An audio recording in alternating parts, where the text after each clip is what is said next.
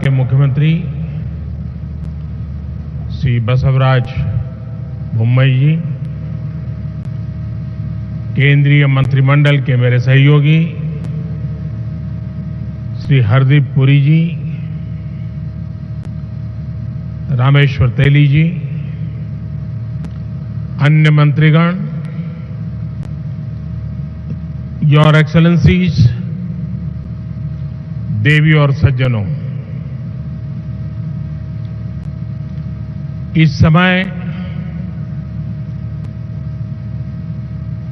तुर्की में आए विनाशकारी भूकंप पर हम सभी की दृष्टि लगी हुई है। बहुत से लोगों की दुखद मृत्यु और बहुत नुकसान की खबरें हैं। तुर्की के आसपास के देशों में भी नुकसान की आशंका है। भारत के 140 करोड़ लोगों की संवेदनाएं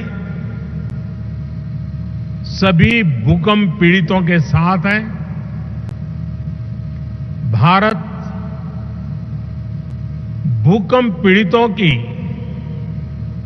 हर संभव मदद के लिए तत्पर है। साथियों,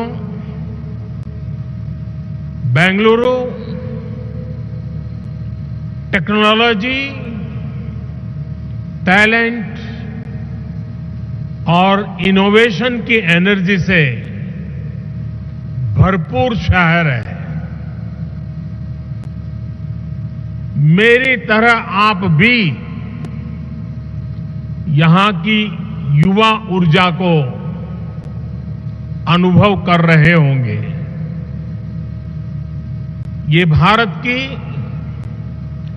G20 प्रेसिडेंसी कैलेंडर का पहला बड़ा एनर्जी इवेंट है।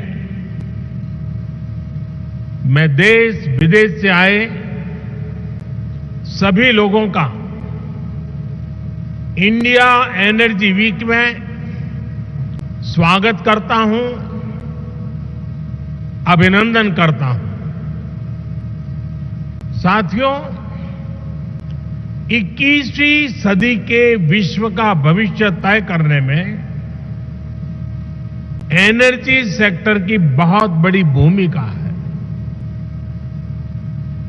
एनर्जी के नए रिसोर्सेज को डेवलप करने में, एनर्जी ट्रांजिशन में आज भारत विश्व के सबसे मजबूत आवाजों में से एक है। विकसित बनने का संकल्प लेकर चल रहे भारत में एनर्जी सेक्टर के लिए अभूतपूर्व संभावनाएं बन रही है। आप जानते हैं कि हाल ही में IMF ने 2023 के लिए ग्रोथ प्रोजेक्शन रिलीज की है। इसमें कहा गया है कि Bharat fastest growing major economy रहने वाला है।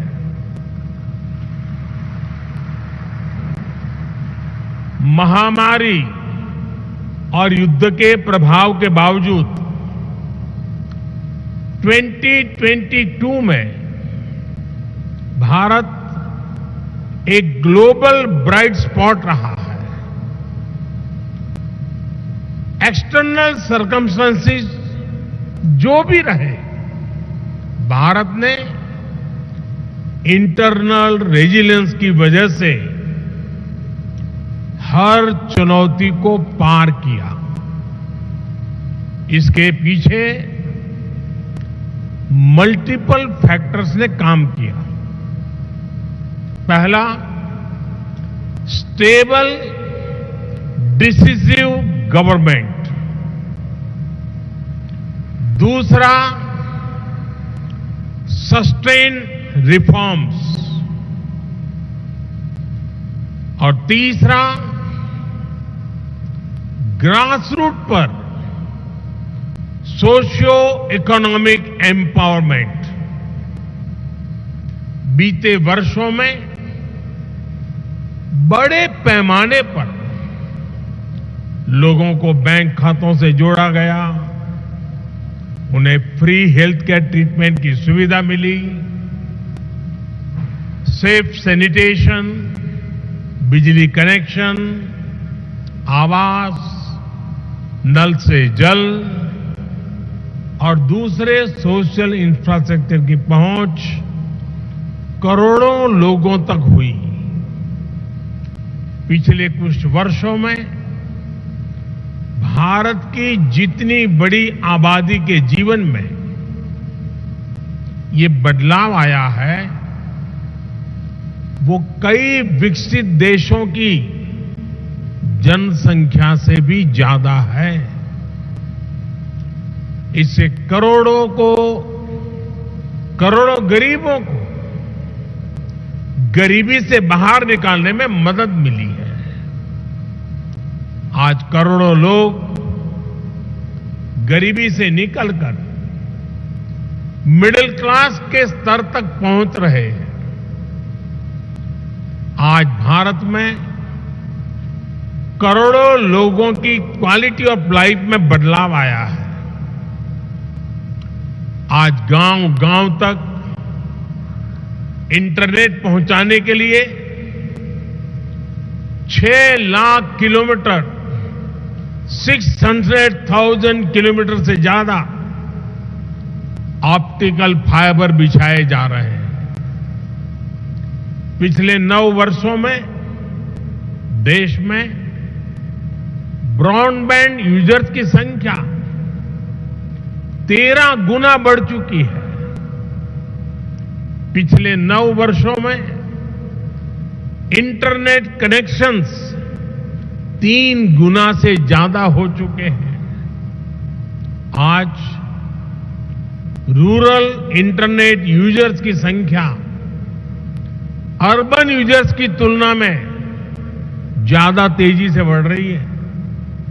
इसके अलावा भारत दूसरा सबसे बड़ा मोबाइल फोन बनाने वाला देश बन चुका है। इससे भारत में दुनिया का सबसे बड़ा एस्पिरेशनल क्लास तैयार हुआ है। भारत के लोग चाहते हैं कि उन्हें बेटर प्रोडक्ट्स, बेटर सर्विसेज और बेटर इंफ्रास्ट्रक्चर मिले। भारत के लोगों की आकांक्षाओं को पूरा करने के लिए एनर्जी बहुत बड़ा फैक्टर है। इंडस्ट्रीज से लेकर के ऑफिसेज तक,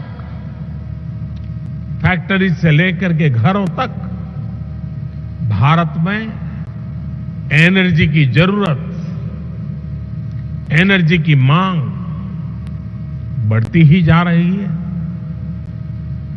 भारत में जिस तेजी से विकास हो रहा है, उसे देखते हुए ये माना जा रहा है कि आने वाले वर्षों में भारत में अनेक नए शहर बनने वाले हैं।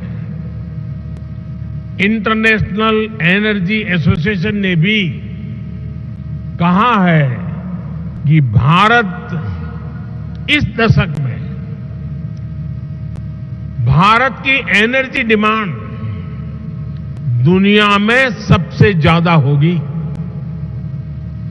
और यहीं पर आप सभी इन्वेस्टर्स के लिए, एनर्जी सेक्टर के स्टेक होल्डर्स के लिए भारत नई अपॉर्चुनिटीज लेकर के आया है।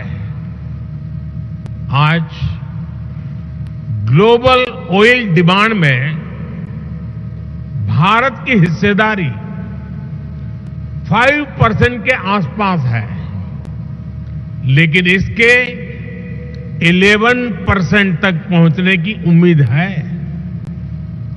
भारत की गैस डिमांड तो 500% तक बढ़ने का अनुमान है। हमारा विस्तार ले रहा एनर्जी सेक्टर भारत में इन्वेस्टमेंट और कोलैबोरेशन के नए अवसर बना रहा है।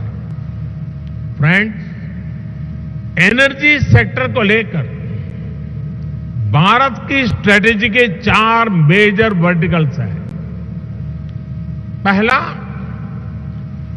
डोमेस्टिक एक्सप्लोरेशन और प्रोडक्शन को बढ़ाना। दूसरा, सप्लाईज को डाइवर्सिफिकेशन। तीसरा, बायोफ्यूल्स, इथेनॉल, कंप्रेस्ड बायोगैस और सोलार जैसे ऑल्टरनेटिव एनर्जी सोर्सेज का विस्तार। और चौथा, इलेक्ट्रिक व्हीकल और हाइड्रोजन के जरिए डीकार्बनाइजेशन। इन चारों ही दिशाओं में भारत तेजी से काम कर रहा है। मैं आपके बीच इसके कुछ एस्पेक्ट्स पर और विस्तार से बात करना चाहूंगा। साथियों, आप जानते हैं कि भारत दुनिया में चौथी सबसे बड़ी रिफाइनिंग कैपेसिटी वाला देश है। भारत की वर्तमान क्षमता करीब 250 MMTPA की है, जिसे बढ़ाकर 450 MMTPA करने के लिए तेजी से काम हो रहा है। हम अपनी रिफाइनिंग इंडस्ट्री को लगातार इंडिजीनियस, मॉडर्नाइज और अपग्रेड कर रहे हैं। हम अपनी पेट्रोकेमिकल प्रोडक्शन कैपेसिटी को बढ़ाने की दिशा में भी बहुत तेजी से काम कर रहे हैं।